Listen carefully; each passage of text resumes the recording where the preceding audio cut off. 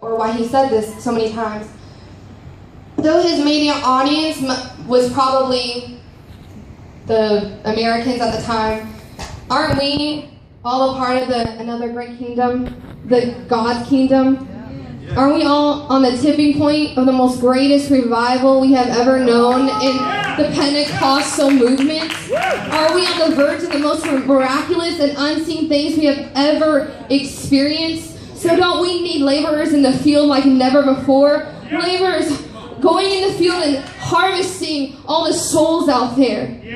You could then turn Lincoln's quote around to say, if any man tells you he loves God, yet hates labor, he is a liar. If any man tells you he trusts God, yet fears labor, he is a fool.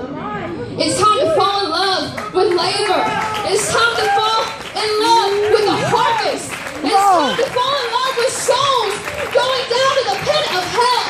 It's time to fall in love with the field like Paul did as he went to the city of Corinth to start a church that hated Jesus, that was in sin, just like Seattle. It's time to be like Paul. He made up his mind, and because he fell in love with the field, he started one of the greatest churches we have ever known in the New Testament. Young people, it's time to fall in love with the field. It's time to fall in love with your schools. It's time to fall in love with your campuses. Elders, it's time to stir up that love again. It's time to stir that burden up for souls. Sunday school teachers, it's time to start falling in love with those children that are lost. Thank you, Brother Roy and Sister Liz. Thank you for your burden for this Sunday school. If it wasn't for you, I wouldn't even be up here. It's time to plug into an outreach team. It's time to start a Bible study at work, home, or on campus.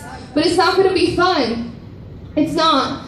A love for the field equals sacrifice. A love for the field equals intercession. A love for the field consists of grabbing a hold of the spirit of a mother and pulling souls out of the fire. Falling in love with the field is being a laborer for the kingdom. Isaiah 6:8 says, also I heard the voice of the Lord saying, whom shall I send? And who will go for us?